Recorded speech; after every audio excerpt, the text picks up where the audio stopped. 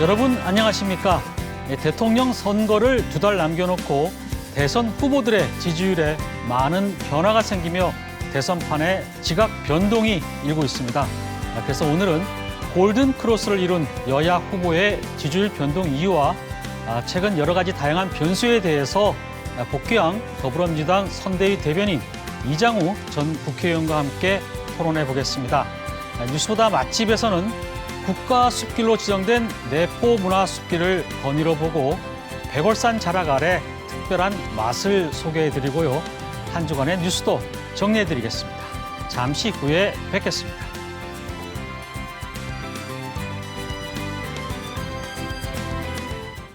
뉴스 큐레이터 시선 첫 순서는 취재 현장의 뒷얘기와 기자의 생각을 솔직하게 까놓고 말하는 취재 기자의 솔까 말인데요.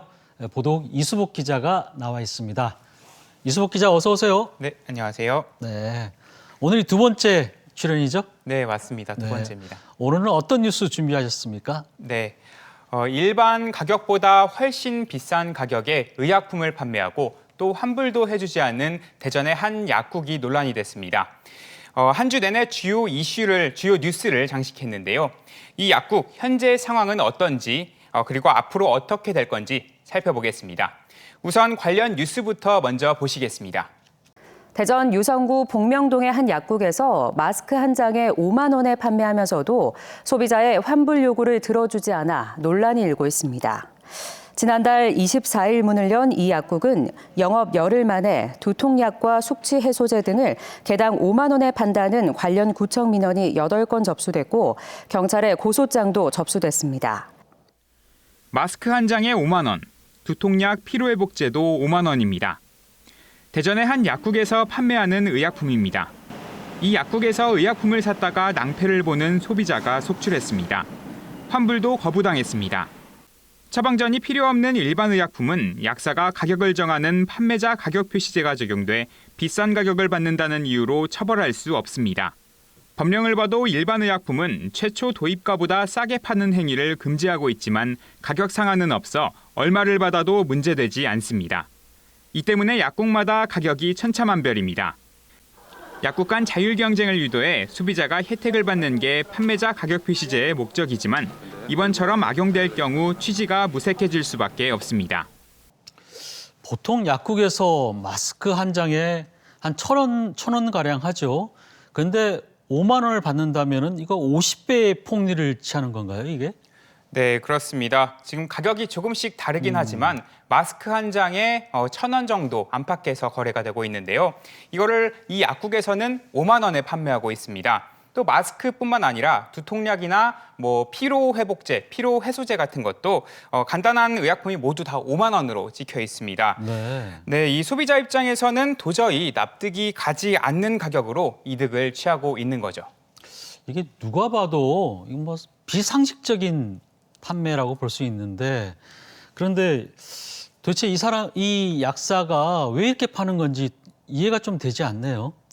네, 약사 본인은 이게 영업 방침이라는 입장입니다. 자신이 스스로 가격을 정해서 의약품을 파는 건데 비싼 가격이라고 해도 법적으로 문제가 될 건 없다. 이런 입장입니다. 약국이 들어선 곳이 최근에 그 대전 지역에서 좀 핫플레이스로 떠오르는 그 복리단길이라고 하죠. 이 번화가가 이제 새로 이렇게 들어선 곳인데 이 곳 한가운데 위치해 있습니다. 그래서 술집도 많고 식당도 많습니다. 이곳에 있다 보니까 그 술이 얼큰한 그 손님이 숙취 해소제를 사러 왔다가 그리고 또 간단한 약품을 사러 왔다가 낭패를 보는 경우가 있다는 거죠. 더군다나 이 약국은 24시간 영업이라는 그 24시간 영업이라고는 써 있습니다. 하지만 실제로는 저녁 무렵부터 영업을 시작하는데요. 이런 걸 미뤄봤을 때 약국의 전략의 한 부분이라 이렇게 볼 수가 있는 거죠. 그러니까 야간에 문을 열고 50배의 폭리를 취하는 이런 특히 숙취 해소제라든지 이런 약에 대해서 이게 법적으로 문제가 없다는 게 저는 좀 이해가 안 되네요. 리포트 내용을 보면은 법적으로는 아무 관계가 없다는 거 아니에요? 공정거래상에 문제가 되지 않습니까? 네, 처방전이 필요한 전문 의약품과 달리 처방전이 필요 없는 일반 의약품 같은 경우는 판매자 가격 표시제가 적용됩니다. 이게 쉽게 말하면 약사가 스스로 자신이 가격을 정해서 팔 수 있다 이 말인데요. 지금 약을 들여올 때 가격보다 저렴하게만 판매하지 않으면 그 이상 얼마를 받아도 문제가 되지 않는다 이 말입니다. 논란의 약국도 규정을 근거로 자신은 고가에 팔아도 문제가 없다. 이런 입장이고요. 그런데 애초에 가격 표시제 도입 목적이 가격을 자율적으로 정해서 약국 간 경쟁을 유도하고 이로 인해서 소비자가 좀 합리적인 가격으로 구매를 해서 혜택을 볼 수 있게 하자. 이런 게 애초 취지입니다. 그런데 이 약국은 취지가 무색하게 오히려 이 제도를 악용하고 있다. 이렇게 볼 수가 있는 거죠. 네. 2, 3천 원짜리 술 깨는 약을 먹으러 이제 사러 갔다가 그 5만 원짜리를 갑자기 영수증을 받았을 때 술이 확 깼을 것 같은데요. 근데 네. 이게 환불도 안 해줬다면서요. 그 네, 자리에서. 맞습니다. 저희가 직접 이제 소비자분들도 이제 만나고 또 취재를 해봤는데요. 이분들의 이야기를 들어보면 숙취해소제 보통 4에서 5천 원이면 사고 또 두통약이면 한 3에서 4천 원 정도로 산다. 이렇게 대충 이제 예상되는 가격이 있잖아요. 네. 그래서 이제 약값을 지불할 때 별로 생각 없이 카드를 이렇게 내놓고 그렇겠죠. 그렇게 하고 지불한 카드를 긁은 명수증을 봤더니 네. 5만 원이 찍혀 있어서 환불을 요구를 했더니 또 환불을 안 된다고 하고 또 이제 환불 영수증, 환불 안내서라고 하는 이상한 종이를 안내를 했다고 합니다. 그래서 또 불만이 있으면 경찰에 고소를 해라 이런 입장이었고요. 네, 그 약값 때문에 또 고소까지 하기가 쉽지는 않을 것 같고 성질 급한 사람 같은 경우는 뭐 멱살잡이도 어떻게 보면 있었을 것 같기도 한데 불상사는 없었습니까? 네, 또 다른 한 소비자는 이렇게 지금 아나무인으로 나오는 약사에게 좀 실랑이를 벌이면서 그러면 제가 직접 그 카드 결제기를 이용해서 취소를 하겠다. 직접 이렇게 기계를 손을 만졌다고 하는데요. 네. 그 순간 이제 약사가 그 전원을 빼버리고 포스기를 꺼버리면서 자신은 절대로 이 환불을 해줄 수 없다. 이런 식으로 나와서 언성을 높인 경우도 있다고 합니다. 네. 근데 뭐 손님들이야 당연히 사실 적절한 가격인 줄 알고 무심결에 샀다가 이런 이제 낭패를 보는 경우인데 이게 이제 법적으로는 문제가 없다 하더라도 뭐 약사회라든지 아니면 뭐 관련 기관에서 이런 사실 비상식적인 판매잖아요. 이걸 통제할 수 있는 이런 방법은 없는 겁니까? 네, 당장 해당 약사가 약사 자격증을 소지하고 있으니까 영업 자체 그리고 또 매장을 내고 영업하는 거를 막을 수는 없습니다. 다만 3년 전에 천안에서 그 약국을 운영을 하고 있었을 당시에 음란한 내용의 문구를 약국 밖에 게시하거나 하는 경우가 있어서 한번 이미 논란이 된 적이 있었습니다. 그때 당시 저희 그 방송국을 포함해서 여러 언론사가 취재를 하기도 했었고 SBS 궁금한 이야기 Y에도 방영이 될 정도로 크게 이슈가 된 적이 있었습니다. 이때 당시에 그리고 또 그 대한약사회에서 과장 광고 등을 이유로 징계 처분을 결정하고 보건복지부가 15일간의 자격정지 처분을 내린 바도 있습니다. 그런데 이번에 또다시 논란이 되니까 보건복지부와 약사회가 이번 사안을 예의주시하고 있는데요. 약사회는 현재 문제의 약사를 윤리위원회에 회부한 상태고요.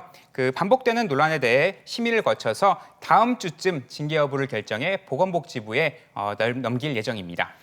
저도 그때 그 기사를 기억하는데 천안에서 음란한 내용을 약국 문 앞에다가 써붙여서 굉장히 화제가 됐었는데 동일 인물이라는 거 아니에요? 이번에 문제가 된 맞습니다. 이분하고. 같은 약사였습니다. 근데 이게 뭐 이렇게 전국적으로 이제 소문이 나가지고 더 이상 이 약국을 찾는 사람은 꽤 많지는 않을 것 같은데 지금 영업을 계속 하고 있는지도 좀 궁금하고요.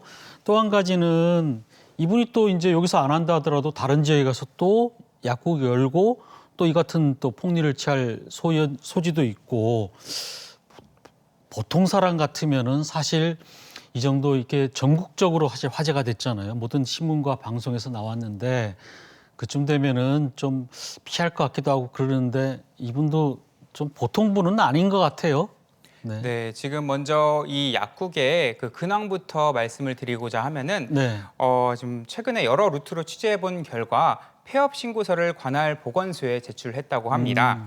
그런데 다만 제가 직접 그 해당 약사와 통화를 했을 때 자신은 사실 무근이다, 영업을 계속할 거다 이런 의지를 피력했는데요.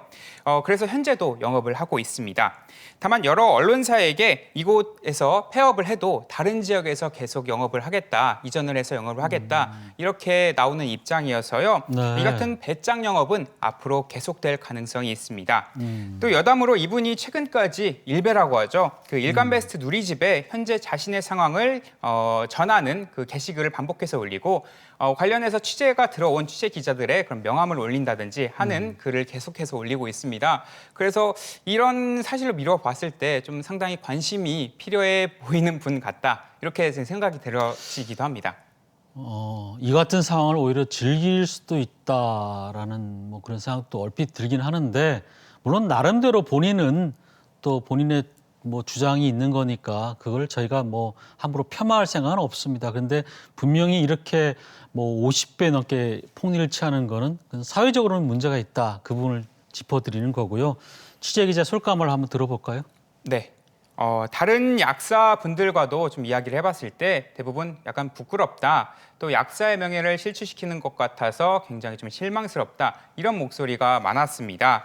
또 약사회도 이 같은 분위기를 모르고 있지는 않을 겁니다. 또 여론도 모르고 있지는 않을 겁니다. 그래서 제가 예상하건대 아마 좀 징계는 이루어지지 않을까 그렇게 예상을 하고 있고요.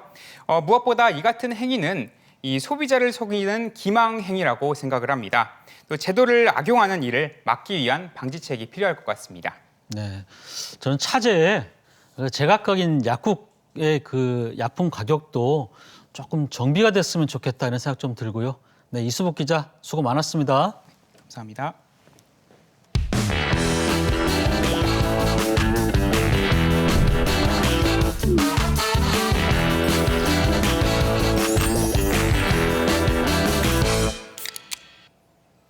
레트로 뉴스와 음식 이야기를 전하는 뉴스보다 맛집입니다. 오늘도 요리하는 기자 이기진 기자 나오셨습니다. 어서 오세요. 네, 안녕하세요. 네.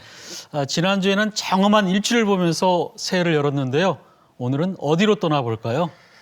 네, 새해에도 코로나19 때문에 비대면 여행지를 선호하는 분들이 많을 텐데요. 오늘은 많은 사람들이 모이지 않았지만 혼자 조용히 사색에 잠길 수 있는 그런 의미 있는 곳으로 여러분을 소개하려고 합니다. 네.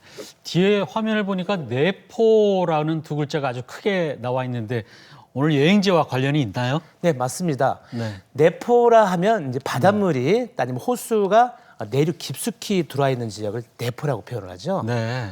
그래서 이제 충남 같은 경우는 이제 서북부 지역을 내포라고 합니다. 근데 가야산을 중심으로 서쪽으로는 서산, 태안, 당진.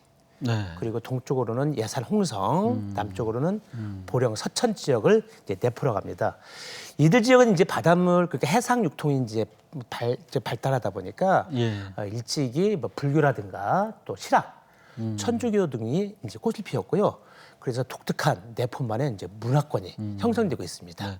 내포라고 하면은 뭐 천혜의 자연 환경으로 굉장히 먹거리도 풍부하고 아주 풍족한 지역으로 제가 알고 있는데 맞습니까? 그렇습니다. 지금 화면에 나오는 것이 이중한의 택리지인데요. 예, 예. 그 내용을 보면 충청도에서는 내포가 가장 좋다 이렇게 나와 있고요. 네. 이제 평야가 기름지고 네. 또 평평하고 그래서 소금도 많고 생선도 많아서 내포 지역에는 뭐 부자도 많고 사대부도 많다 이렇게 돼 있고요. 그리고 이제 그 김정호의 대동해지도 예, 예. 거기도 보면 내포를 태극이 이루는 대길지다 이렇게 표현되어 있습니다. 내포가 얼마나 좋은 땅인지 역사적으로도 제가 쭉 얘기를 듣고 있는데 혹시 고향 아니세요? 네, 제 고향도 내포입니다. 네, 네. 네. 예. 어쨌든 뭐 다음 사진을 보면은 저희가 어딘가요? 오늘 이제 주제가 되는 예. 내포 문화숲길 백월산에서 바라본 홍성, 내포 지역의 중심 지역이죠. 예, 예. 그런데 홍성하면 옛날부터 이제 말씀하셨지만 역사 인물들이 상당히 많이 배출된 곳이에요. 네. 그러니까 고려 명장 최영, 또 사육 시인인 성삼은, 또 독립운동가인 만해 한용운 선사, 그리고 백야 김전 장군, 또 현대 취미의 거장인 한성준 선생님, 네. 구암 예. 이용로 선생님들 아주 그러니까 걸출한 인물들이 많이 네. 홍성서에 배출이 됐죠. 대체적으로 고집이 굉장히 세신 분들이시네요. 그렇습니다. 예. 네. 근데 이런 이제 그 아주 귀중한 문화유산 가치인데 네네네. 이것을 그 높이고 발굴하는 그런 시도도 있었죠. 그렇습니다. 저 기사도 좀 나와 있는데요. 네. 이런 가치에 주목해서 2000년대부터 내포 문화권 개발 사업이 본격적으로 진행됩니다. 네. 뭐 도청도 이미 거기로 이전을 했고요. 그래서 이제 이것을 체계적으로 관리하고 대대적으로 이제 개발하는 그런 사업이 진행이 되는데 특히 2014년도부터는 그 내포 지역에 있는 4개 지자체, 그러니까 홍성, 당진, 서산, 야산 이쪽에서 내포 문화숲길을 네. 이제 조성을 했어요. 그 내포 문화숲길은 4개 지역의 주제, 4개 주제를 가지고 31개 코스로 연결되어 있는 것인데요. 그쪽에 가보시면 내포 진수를 만나볼 수가 있습니다. 아, 얼마 전에 내포 문화숲길이 국가숲길로 지정됐다. 지금 기사에도 나오지만 그 얘기도 들리던데요. 네, 그렇습니다. 그 숲길 중에서도 생태, 역사, 문화적 가치가 높은 길을 국가숲길로 지정해서 운영됐는데요. 작년 11월에 내포 문화숲길이 이제 국가숲길로 지정이 됐죠. 그래서 오늘 뉴스보다 맛집에서는 내포 문화숲길 중에서도 홍성의 역사 인물길, 내포 역사 인물길인데요. 거기 걸어보시고 그다음에 홍성의 자랑 아주 특별한 맛까지 소개해드립니다. 보시죠. 홍성 홍북 그 이용로 선생이 태어난 곳에 와 있는데요. 기념관도 있네요. 보니까 생가지도 있고 그 내포 문화숲길 중에서 내포 역사 인물길 이 코스가 여기서부터 시작한다고 합니다. 여기서부터 이제 백월산 쪽으로 가는 건데 한번 가보려고 합니다. 근데 왜 내포 역사 인물길이라고 했지?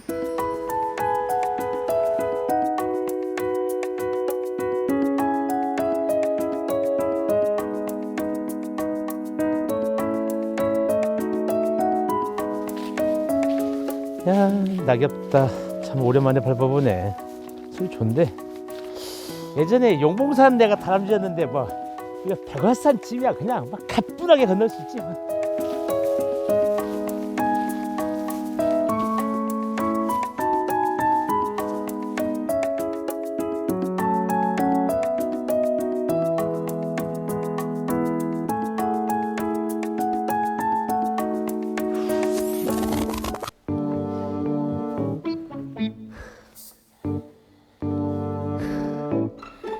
아이고 백월산 이게 높이는 그렇게 높지 않은데 아유 장난 아니네.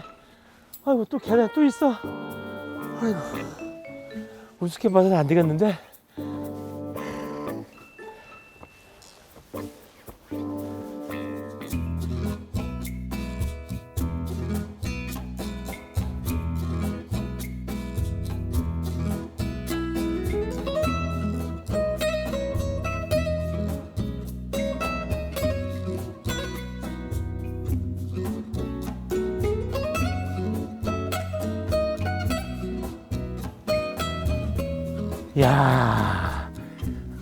야, 여기 오니까 내포 신도시에 이게 홍성읍이 그냥 한눈에 그냥 다 보이는구나.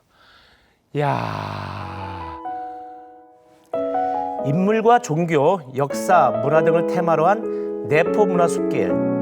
사람과 사람, 마을과 마을이 서로 소통하며 지역의 공동체를 복원하는 길입니다.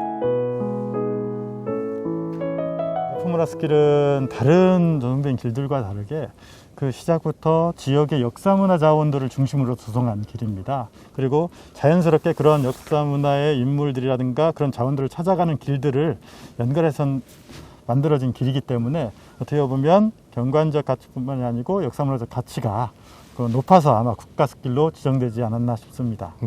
옛날부터 홍성에 와서는 잘난 체를 하지 말라 이렇게 얘기를 했었거든요. 그 이유가 지금 와서 또 보고 옛날부터 느낀 건데 홍성에는 아주 훌륭하신 그런 역사 인물들이 많아서 그렇습니다.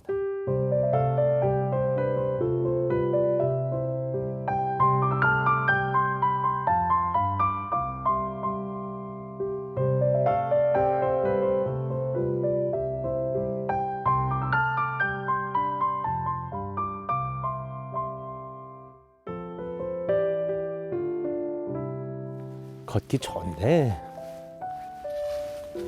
아, 이 길로 가면 구황면성어서 남산 가는 길이구나. 야, 남산? 옛날에 참 패싸움 많이 했었는데 홍성 사람, 광천 사람들. 야. 길에서 또 다른 길로 설렘 가득한 여정 속에 오늘의 맛집을 찾아갑니다.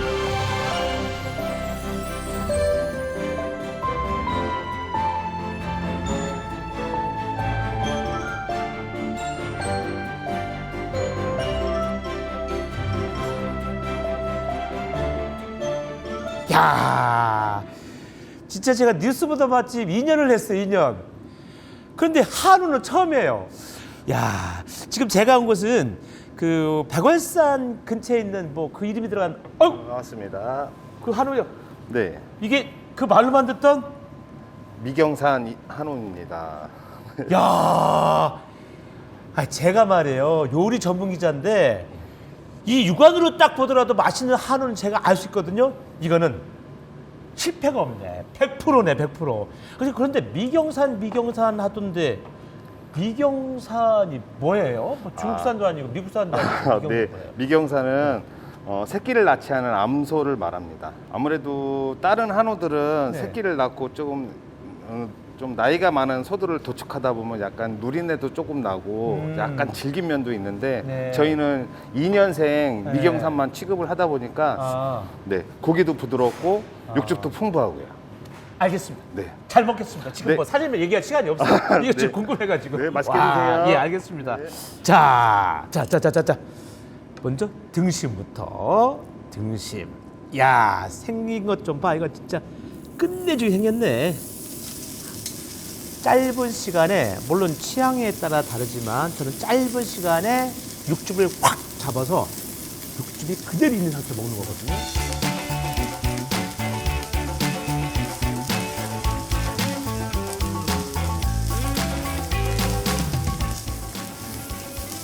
한 입에 먹기 좋게. 이 정도 크기는 돼야 이게 씹히는 맛이지. 자, 착, 사이좋게. 자, 나 너무 흥분하는 거 같아. 아, 민망해라. 아, 정말.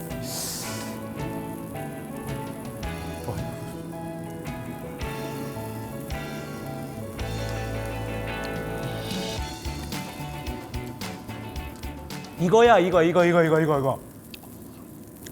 응? 나 아이스크림 먹은 거야?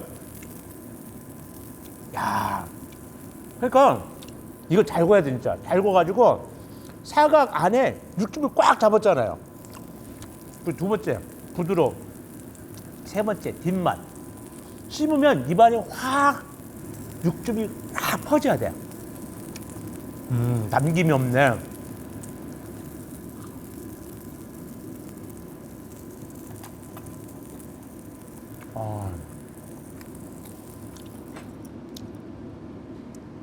아이고, 우리 PD 얼마나 먹고 싶겠어? 아, 먹고 싶죠? 드세요.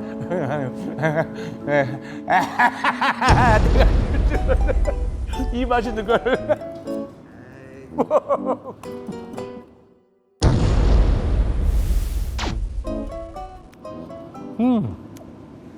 맛있다. 이번에는 부채살로 한번 가보겠습니다. 부채살.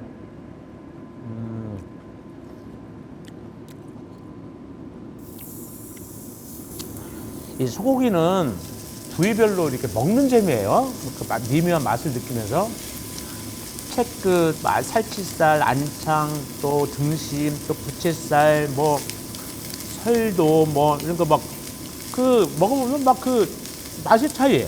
아, 그것도 또 다른 또 묘미가 있죠.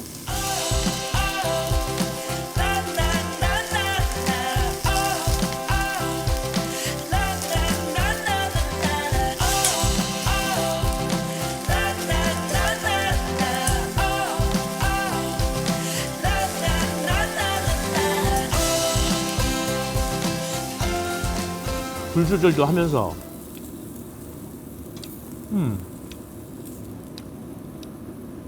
딱 놓고서 이제 그걸 이렇게 올려놓으니까 이게 술 생각나네. 여기가 한 잔만, 딱 한 잔만. 오늘 촬영 끝났더니 이거 뭐 끝나잖아. 사장님, 소주 한 병 주세요.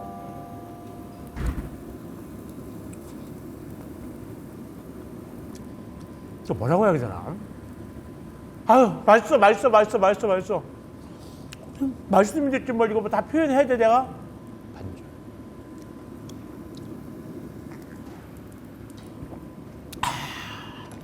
방송 촬영을 이제 제가 뭐 나서 잘한 곳 이런 곳에 와가지고 최근에 이제 형성된 조성된 뭐 내포 숲길, 국가 숲길을 됐잖아요. 그것도 걷고 그리고 굉장히 자랑스러운 역사인물도 소개하고 그리고 진짜 맛있는 음식까지 먹게 되니까 진짜 오늘 진짜 여한이 없네요. 정말로 보람 있고 긍지를 느낄 수 있는 그런 하루였습니다.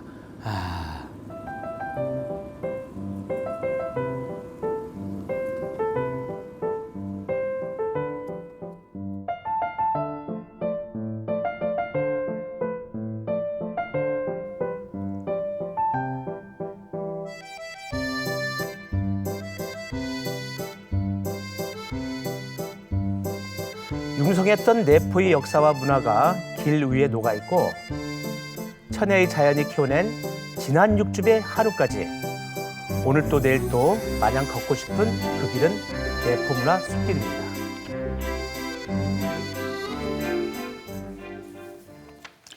내포 문화 숲길 중에서 내포 역사 인물길을 이제 거닐어 봤는데요. 이 국가 숲길로 지정됐다는 게 어떤 의미인가요? 우리나라에는 정말로 숲길이 상당히 많죠. 네. 그런데 이런 보존 가치가 높은 숲길이 관리 주체가 다르면 관리도 안 되고 운영도 안 되고 조성도 제대로 안 되고요. 그래서 산림청에서 이런 점을 주목해서 이제 상징성이 있고 보존 가치가 있는 숲길은 국가 숲길로 조성해서 체계적이고 효율적으로 관리하겠다는 그런 뜻입니다. 네.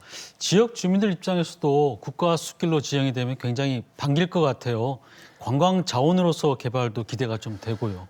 그렇습니다. 이번에도 가보니까 그 단순하게 트레킹만 하는 곳이 아니라 네. 그 지역에서는 그 농촌 지역의 뭐 체험 같은 것도 할 수 있고요. 그 테마별로 다양한 축제도 열리고 또 마을 기업이나 주민들이 뭐 협동해서 지역 경제 활성화 사업도 진행하고 있더라고요.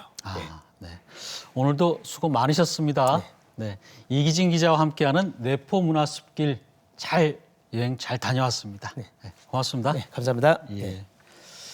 네, 다음 순서는 주간 포토 뉴스입니다. 이승희 아나운서 전해주시죠. 네, 사진을 통해 한 주간의 뉴스를 정리해보고 누리꾼들의 다양한 반응을 알아보는 주간 포토 뉴스입니다. 오늘도 석장의 사진 준비했는데요. 첫 번째 사진 볼까요? 거대한 빙벽이 병풍처럼 펼쳐진 이 모습은 지난 5일 소한을 전후한 추위가 만든 풍경입니다. 절기상 1년 중 가장 춥다는 소한, 그 이름값 그대로 했는데요. 소한 전후로 덮친 강추위에 청주의 명암 저수지가 얼면서 이렇게 오리배도 멈춘 모습이고요. 낚싯배들도 저수지에 갇히며 전국이 꽁꽁 얼어붙었습니다. 누리꾼들도 동장군의 기세에 놀란 모습인데요.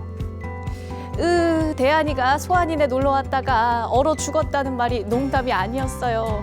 본의 아니게 갇힌 오리배들 안쓰러운데 귀엽기도 하네요. 하는 댓글들 있었습니다. 소한의 강추위를 이기기 위해 우리 조상들은 호박과 인삼 등 좋은 음식 먹으면서 면역력을 키웠다고 하죠. 시청자분들도 겨울 보양식 드시면서 건강 챙기시길 바라겠습니다. 두 번째 사진 볼까요? 자동차 문을 사이에 두고 졸업장과 꽃다발을 주고받는 스승과 제자의 모습입니다. 조금씩 익숙해지는 졸업식 풍경인데요. 올해도 코로나 사태로 인해 많은 학교들이 드라이브스루, 워킹스루 방식으로 졸업식을 진행했습니다. 그래도 졸업장과 꽃다발을 들고 환하게 웃으며 친구들과 기념사진 정도 하나는 남겨야겠죠. 누리꾼들도 축하와 아쉬움이 섞인 반응들 보였습니다. 졸업식 끝나고 친구들과 함께 먹던 짜장면, 여러 의미로 먼 추억 속 풍경이 됐네요. 이렇게라도 축하할 수 있어서 다행입니다. 좋은 시절 오면 친구들과 꼭 다시 만나길 하는 댓글들 있었습니다. 졸업은 새로운 출발을 의미하기도 하죠. 올해 졸업하신 모든 분들 축하드리고요. 앞으로 좋은 일만 가득하시기를 기원하면서 오늘의 마지막 사진 보겠습니다. 동도 트지 않은 새벽을 깨우는 경매사들의 힘찬 소리가 여기까지 들리는 것 같은 사진인데요. 누구보다 먼저 올해를 시작한 사람들이죠. 바로 새해 첫 월요일인 지난 3일 새벽 전국 각지의 어시장에서 이민년 첫 경매가 진행됐습니다. 또 우리 지역 공주의 가축시장에서는 지난 5일 올해 첫 한우 경매도 열렸는데요. 힘차게 이민년의 문을 열며 활기차게 하루를 시작하는 분들을 보는 우리 누리꾼들 반응은 어땠을까요? 힘세고 건강한 이민년, 올해도 좋은 먹거리들 잘 부탁드립니다. 왠지 저도 힘차게 출근해야 할 것 같은 기분이 자 오늘 하루도 달려봅시다 하는 댓글들 있었습니다. 조금은 춥고 힘들지만 경매장에 울리는 우렁찬 소리처럼 우리 경제도 쭉쭉 힘차게 발전하는 한 해가 되기를 바라겠습니다. 지금까지 주간 포토뉴스 함께하셨습니다.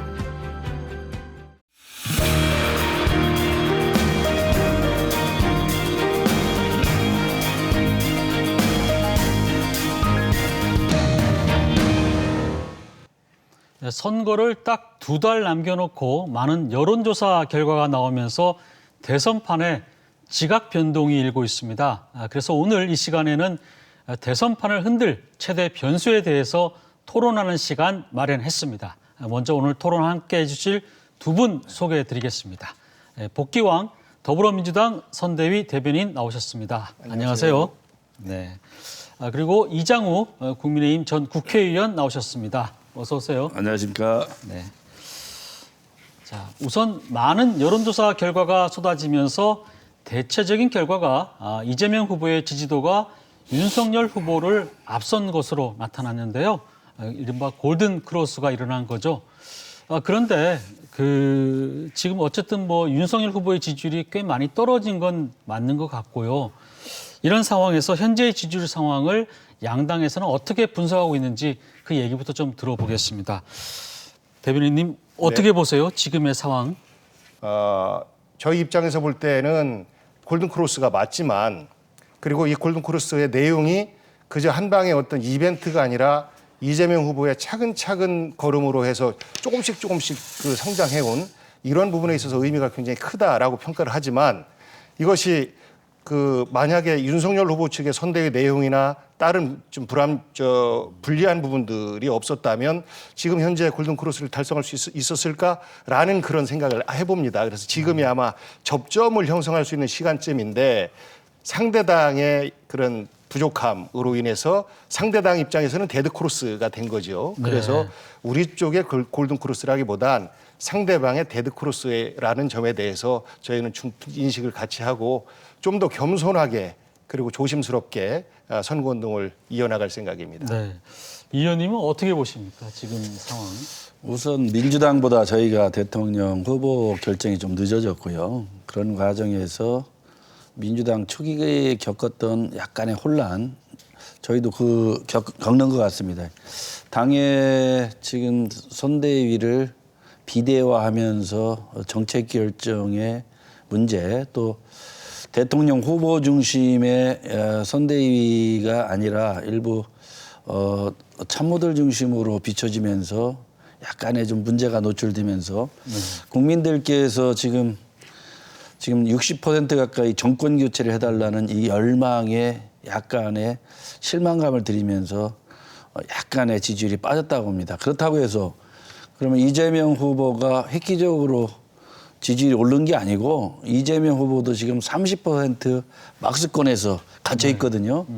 근데 이재명 후보도 더 이상 확장성이 없어 보입니다. 왜냐하면 이재명 후보가 갖고 있는 도덕성, 또 집안 문제, 또 대장동 문제 이런 여러 가지 복합적인 문제, 또 그 형수하고 형에 대한 아주 듣기 민망한 욕설 문제 이런 것들이 지금 결합돼 있기 때문에 더 이상 상승할 여력은 없다고 합니다. 그러다 보니까 지금 윤석열 후보와 안철수 후보 이 야권의 지지율이 지금 이재명 후보보다 훨씬 높은 거거든요. 그래서 최종적으로 어제 저희 대표와 윤석열 후보가 원팀이 되면서 네. 본격적으로 윤석열 후보의 진가가 나타나리라 보고 있습니다. 네. 자, 뒤에 이제 여론조사 결과를 좀 보겠습니다. 이번 그 여론조사에서 눈에 띄는 것이 바로 이제 그 두 가지 부분인데요. 적어도 2030 세대만을 표심을 보면은 안철수 후보가 오차 범위 내에서 윤석열 후보를 앞선 결과가 이제 여론조사 결과로 하나 나타났는데 뭐 전체적인 여론조사 결과를 봐도 안철수 후보가 10% 넘는 조사 결과가 꽤 많이 나옵니다. 그래서 전반적으로 이런 부분들이 국민의힘에 실망한 지지자들과 2030 세대가 안철수 후보로 몰리는 그런 뭐 일종의 반사이익을 본 게 아니냐 이런 의견도 있는데 앞으로 안철수 후보와 상관구도가 가능할 것인지 그 얘기를 좀 들어보겠습니다. 어떻게 보십니까? 상관구도 가능할까요? 예, 우선 그 윤석열 후보의 지지도가 하락이 됐는데 하락이 된 이유에는 조금 전에 말씀드렸던 국민의힘 내부의 선대의 내홍뿐만 아니라 후보가 어떤 비전과 가치와 철학을 가지고 있느냐를 보여주지 못하고 있는 것이 가장 큰 문제이고 그렇게 그것이 국민들에게 지적이 되고 예를 들면 3프로TV라고 하는 그 유튜브 방송에서 굉장히 극명한 그 차이를 보여줬지 않습니까? 그러면서 사실 윤석열 후보에게 기대를 갖고 있었던 많은 사람들이 안철수 쪽으로 이렇게 안철수 후보 쪽으로 이동을 하고 있는 것은 사실인 것 같아요. 그런데 조금 전에 말씀하셨던 젊은 세대가 절대 이재명 후보 쪽으로 오지 않는다라는 것은 현재 변화된 조사를 보면 한 달 전과 지금의 조사가 완전히 다릅니다. 현재는 20, 30대에서 이재명 후보가 지지율 1위를 하고 있고 이 가운데서 보면 20대 초반과 중반 그리고 30대 초반과 중반을 이렇게 구분해 보면 사실 30대는 완벽하게 현재 앞서 있고 20대에서는 다소 앞서 있고 이런 모습들을 보이는데 그것이 이제 유권자층의 이동을 그 변화를 이야기하는 거거든요.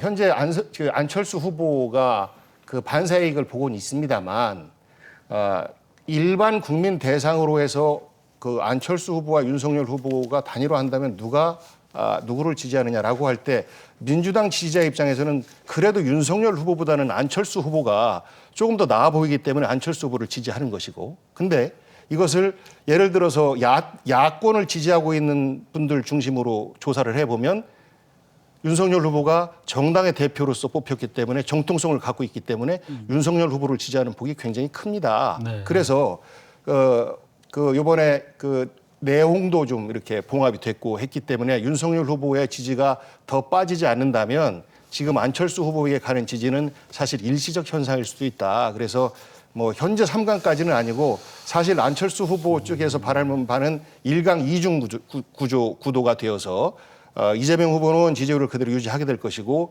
윤석열 후보의 지지가 빠지고 그것이 안철수 후보 쪽으로 옮겨가면 그래도 대등한 상태에서의 단일화가 가능하지 않겠느냐라는 그런 그 기대를 가지고 있을 텐데 저는 그동안의 우리 후보 단일화의 역사나 이런 것들을 보면 큰 정당의 대표로 뽑힌 분이 지는 경우를 못 봤습니다. 그리고 안철수 후보 쪽에서는 철수한다, 철수 이미지 이것을 이번에 극복하지 않으면 그 이후의 정치를 마무리해야 되기 때문에 아마 우리 국민들도 그것을 알고 해서 이 정도의 지지가 사실 안철수 후보에게는 최대치 지지 아니겠느냐라는 생각을 가지고 있습니다. 어떻게 생각하십니까? 저는 최종적으로 안철수 후보가 윤석열 후보 손을 들으면서 정권 교체에 참여하리라고 봅니다. 그리고 또 안철수 후보도 이 문재인 정부의 시즌2가 되지 않도록 해야 된다는 분명한 목표가 있는 것 같고요. 그런 면에서 민주당 입장에서는 안철수 후보든 야권 후보들에 대한 이간책이 계속 될 텐데 이건 굉장히 조심해야 될 것 같고 좀 전에 우리 지금 화면에 여론조사 현황이 있는데 지금 가장 안 좋은 상황을 붙여놓으신 거거든요. 지금 사실상 전체 여론조사 기관에 보면 대등하거나 약간 차이가 나는데 지금 오늘 붙여놓여 있는 도표는 굉장히 좀 불공정한 여론조사로 보여밖에 안 보입니다. 제시가 됐다. 그렇게 안 보이고 또 저희 입장에서 보면 일단 국민들께서 최종적으로 정권 교체라는 분명한 국민의 명령을 수행하기 위해서 국민들께서 마지막 투표에 임하실 때는 어떤 후보를 했어야 표가 뭉쳐서 이 정권의 폭정을 끝낼 수 있겠느냐 하는 현명하신 판단을 하리라고 봅니다. 그런 의미에서 결국은 우리 국민의힘 안철수 후보가 결국 우리 윤석열 후보를 결국 도움으로써 정권 교체에 참여하리라. 저는 이렇게 예상하고 있습니다. 근데 지금 윤석열 후보가 2030 세대표가 많이 빠진 거는 사실인 것 같아요. 이게 다시 회복될 수는 있을까요? 저는 윤석열 후보의 2030이 완전히 빠졌다기보다 당내에 여러 가지 당 대표와 이런 관계에 있어서 유보했다고 봅니다. 그렇다고 이 유보한 2030의 많은 젊은이들이 이재명 후보한테 갈 수 있다. 이렇게 믿는 거야말로 민주당의 착각이고 민주당의 바람이 아닐까 저는 그렇게 봅니다. 네. 그러니까 두 분 다 이제 안철수 후보의 지금 지지율은 좀 일시적일 가능성이 높다 이렇게 보시는 것 같은데 최근에 이제 안철수 후보가 또 단일화에 대해서 좀 태세를 많이 전환한 것 같아요. 조금 더 지켜볼 부분도 있는 것 같고요. 이번에 이제 공약에 대해서 한번 좀 살펴보도록 하겠습니다. 이재명 후보가 그 대선 전에 100만 원 재난지원금을 주겠다고 했는데 여기에 대해서 논란이 좀 많습니다. 먼저 얘기 좀 들어볼까요, 대변인님? 100만 원 지원금에 대해서 페플리즘이라고 얘기하는 분들이 있어요. 네. 우선 조금 전에 이제 여론조사 관련해서 저희 민주당에서는 이관책이나 이런 거 쓰지 않습니다. 다만 상대당의 운영과 행태에 대해서 논평을 하지요. 그리고 이재명 후보가 가지고 있는 현장 경쟁 능력, 또 정책 능력, 민생 경험 이런 것들을 부각시키고 싶은데 국민의힘의 내용으로 인해서 사실 이렇게 돋보이지 않아서 저희들은 좀 안타까운 상황이고요. 여론조사 부분도 좀 추가로 말씀드리면 두 가지 조사 방식이 있어요. 하나는 자동응답으로 기계음으로 와서 그냥 막 찍는 번호를 누르는 방식이 있고 또 하나는 사람이 직접 전화해서 여보세요 하면서 바쁘다고 끊으려고 하면 잠시만요 하면서 몇 가지 질문 더 하는 요게 이제 그 면접 조사 방식인데 이 면접 조사 방식은 중도층의 생각까지도 끌어낼 수 있고 조금 전에 앞에서 말씀드린 자동응답으로 하는 것은 사실 정치 적극 관여층이 참여를 하는 건데 전체적인 중도층의 생각까지도 포함시키는 면접 조사 방식에서는 사실 안철수 또 윤석열 후보의 표를 합쳐도 거의 현재 이재명 후보와 비슷하게 이렇게 조사가 되고 있고 2030의 표심 이동도 이재명 후보 쪽으로 오는 것이 확인되고 있다라는 사실을 말씀드리고요. 재난지원금 100만 원 관련해서는 100만 원이라고 명시적으로 이번에 말씀드린 게 아니고 선진국 같은 경우는 2배, 3배 주고 있다. 우리는 하지만 50만 원 정도밖에 못 줬다. 그래서 100만 원 정도까지는 가야 되지 않나라는 것이 나의 생각이다라는 것이 이재명 후보가 말씀하신 팩트 그대로입니다. 그래서 이번 추경에서 100만 원을 드리자라는 것이 아니고 그런 정도로 좀 두텁게 충분하게 드리는데 총액 1인당 100만 원에 해당되지만 이것을 그냥 나눠주자라는 것이 아니고 우선은 피해가 심한 소상공인 중심으로 이렇게 지원을 하고 그리고 국민들에게 드리는 방식은 예를 들면 소상공인 대상 소비 쿠폰을 전 국민에게 드리면 그것을 우리 국민들은 쿠폰을 소비할 수 있고 이것에 대한 혜택은 또 소상공인이 볼 수 있고 하니까 그러한 다양한 방식을 놓고 고민하자라는 것이고요. 이것이 이제 말 바꾸기가 아니고 정치라고 하는 것은 탄력적이어야 됩니다. 예를 들어서 우리가 재정 정책을 쓸 때 어떤 때는 긴축 재정을 쓰고 어떤 때는 완화 재정 정책을 쓰고 하지 않습니까? 이것이 경기 상태에 따라서 다르게 운용을 하잖아요. 통화 정책도 마찬가지고 그런 것처럼 감염병에 대응하는 방식 또 부동산 정책에 대응하는 방식 이것을 나의 생각은 근본적으로 이렇습니다라고 하기 때문에 그 장기적인 정책을 그대로 갖고 갔을 경우에는 사실 실패할 확률이 많아서 철학과 노선은 유지하되 그때그때 현상에 따라서 탄력적으로 유용하게 운용해야 되는 것이 바로 정치고 그런 결단을 내리는 것이 바로 정치의 영역이고 정치는 나의 고집을 부리는 것이 아니고 국민의 생각을 듣고 국민의 생각을 받드는 것이 정치이기 때문에 말 바꾸기다라고 하는 것은 좀 잘못된 표현인 것 같습니다. 네, 어떻게 생각하십니까? 지금 100만 원 재난지원금 놓고 일각에서는 정말 급한 지금 소상공인이나 중소자영업자를 좀 더 지원해 주는 게 낫지 않느냐. 지난해 월급 인원도 깎이지 않은 공무원이나 뭐 직장인들까지 이렇게 다시 또 이렇게 나눠주는 거는 좀 문제 있지 않냐 이렇게 또 얘기하시는 분들도 분명히 있거든요. 예. 제가 정확히 이재명 후보를 평가한다면 말 바꾸기의 달인, 포퓰리즘의 왕이라고 봐야 될 것 같습니다. 그러니까 전형적으로 분리하면 말을 바꿉니다. 아주 교묘하게 바꿉니다. 바꿔도. 근데 국민들이 가끔은 그 교묘하게 말 바꾸는 거에 대해서 그럴 수도 있겠다 이렇게 하시는 분도 있지만 이재명 후보가 갖고 있는 그 내면에 갖고 있는 여러 가지 폭력성 그리고 그동안 그 가족 관계에서 일어나는 폭력성 그리고 평소에 성남시 의회 의원들과의 했던 언어의 폭력성 이런 거 볼 때 이분이 대통령하면 나라가 어떻게 될까? 근데 지금 대통령이 되기 위해서 저는 영혼도 팔 뿐이다 이렇게 봅니다. 그럼 이런 분들한테 국민이 만약 현혹된다면 정말 국가가 위기에 빠질 가능성이 있다. 저는 이렇게 봅니다. 그래서 지금 정말 국민들께서 그동안 이재명 후보가 살아왔던 여러 가지 삶의 어떤 기간 동에 해왔던 여러 가지 폭력적인 행위들에 대해서 면밀하게 한번 지켜볼 필요가 있습니다. 지금 가면을 쓴다고 해서 그 가면에 쏘아서는 절대로 안 된다.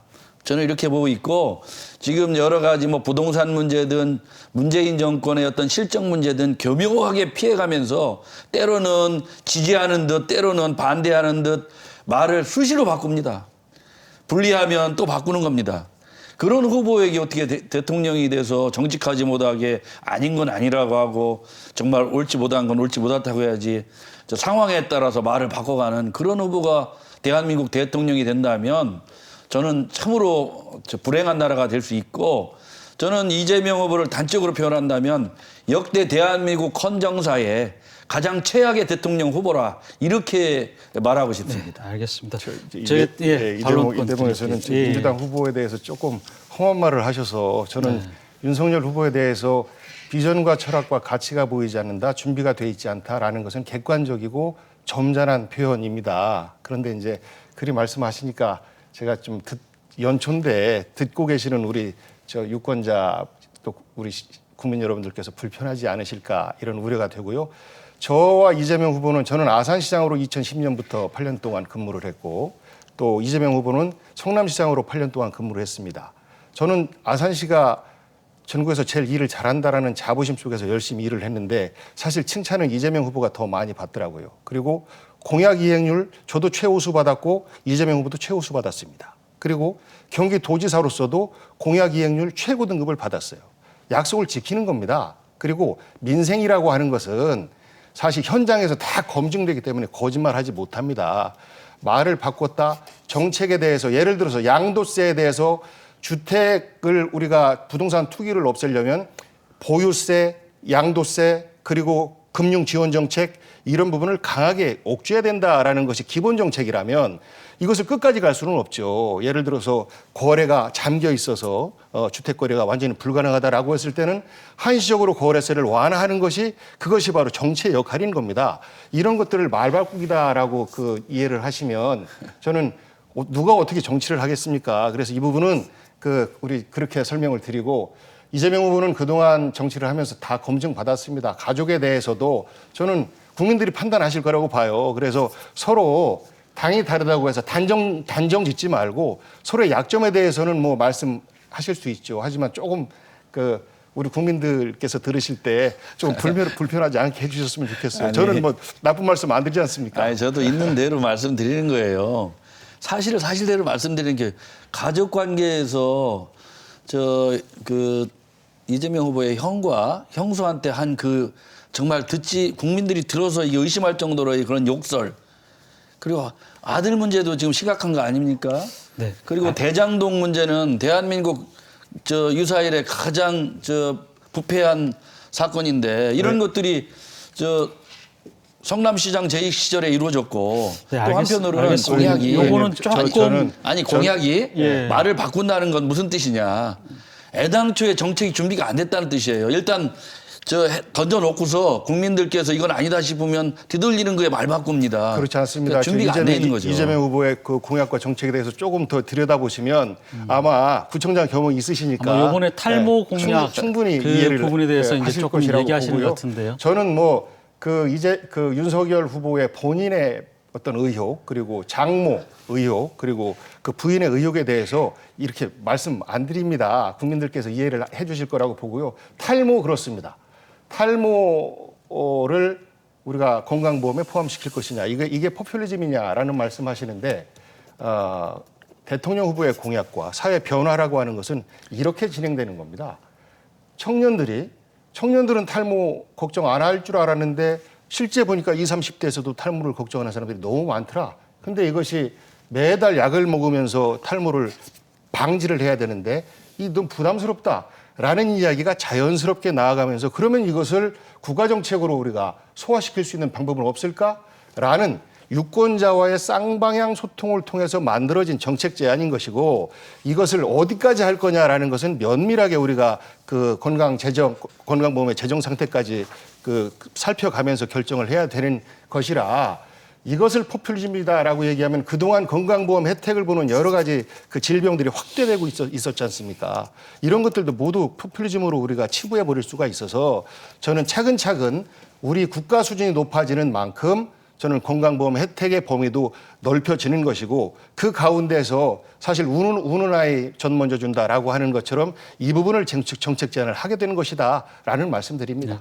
그 얘기 하나만 듣고 마무리 짓겠습니다. 그래서 탈모에 대한 건강보험료를 건강보험에서 해결한다. 이건 우선 건강보험에 대한 재정 문제만 해소된다면 할 수 있는 일이라고 봅니다. 그렇지만 건강보험 재정 전체 상황을 봐서 최우선순위 국민들이 가장 아파하는 부분 또 경제적으로 어려운 부분들에 대해서 최우선순위를 먼저 가려야 되거든요.